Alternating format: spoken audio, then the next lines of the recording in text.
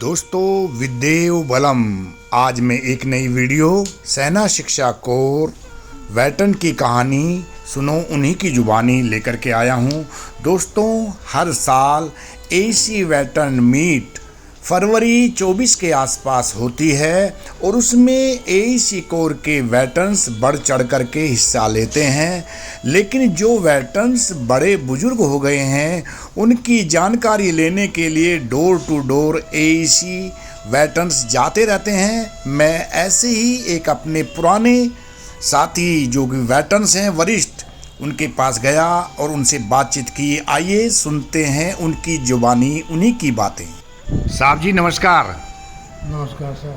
साहब मैं आपके पास आया हूँ, आप एसी कोर के वरिष्ठ वेटरन हैं। मैं आपसे बात करने के लिए कुछ आया हूँ। बहुत बहुत धन्यवाद आपका। साहब आप मुझे अपना परिचय दीजिए। मैं आर्मी एजुकेशन कोर का रिटायर्ड सूबेदार हूँ और मैं 1990 में रिटायर हुआ था।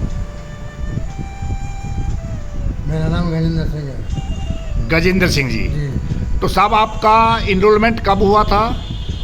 ये जनवरी 63 में हुआ था। जनवरी 63 में। एनी कौन सी थी उस समय? याद नहीं है। एनी याद नहीं है, भूल गए हैं उसको।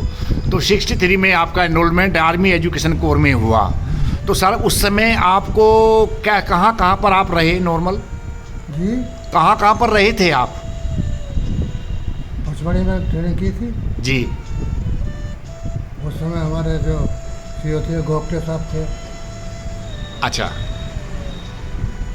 उस समय सीओ होते थे, कमांडिंग ऑफिसर होते थे उस समय? हाँ कमांडिंग होते थे। ब्रिगेडियर नहीं थे? नहीं, अच्छा, वो भी लेफ्टिनेंट कर्नल थे। लेफ्टिनेंट कर्नल थे वो भी उस समय 63 में? जी हाँ। अच्छा, तो साहब उस समय के अनुभव बताइए, पचमढ़ी में कैसा लगता था आपको? बहुत अच्छा था, ठीक था।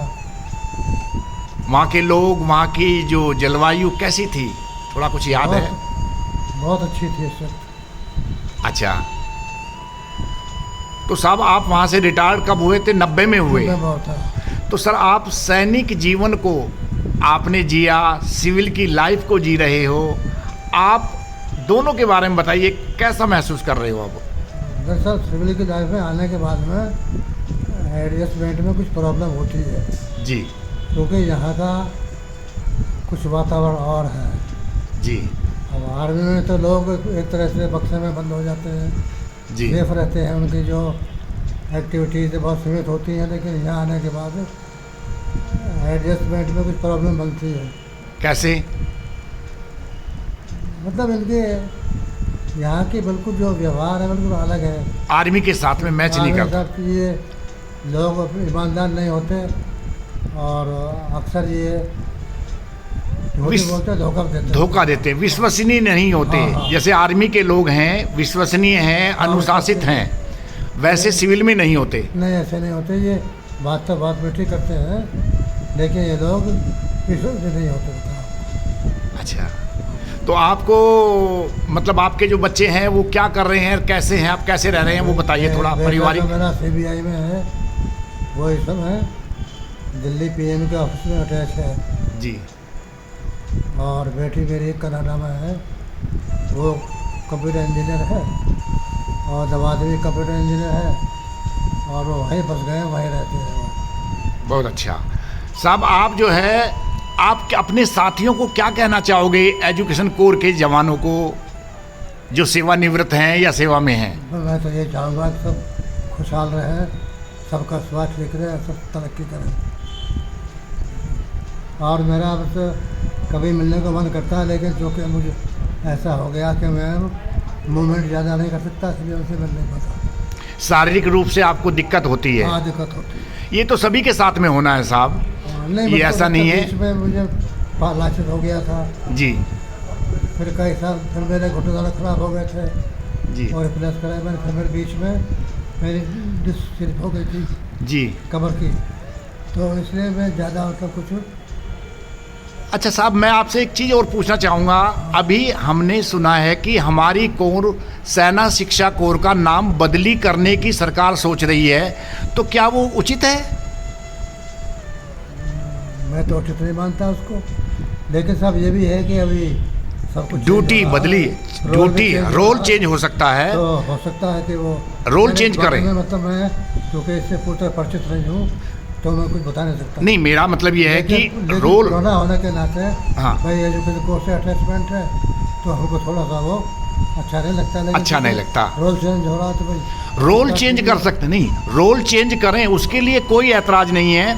अगर नाम को बदली करें तो वो उचित नहीं है आज के समय में, उचित नहीं है। इससे भावनात्मक लगाव भी है। साहब, मैंने आपसे बात करी और आपने बहुत अच्छी बातें बताई। मैं वीडियो के माध्यम से लोगों को जरूर बताऊंगा।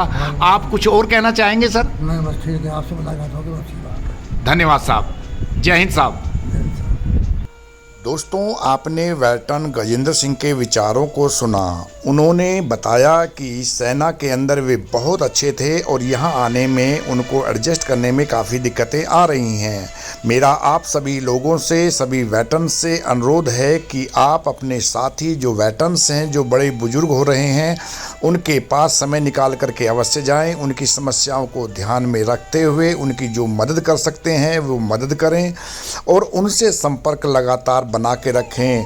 दोस्तों, ऐसा करने से वे वेटरन्स अपने आप को अकेला महसूस नहीं करते। बच्चे बाहर चले गए हैं उन लोगों के।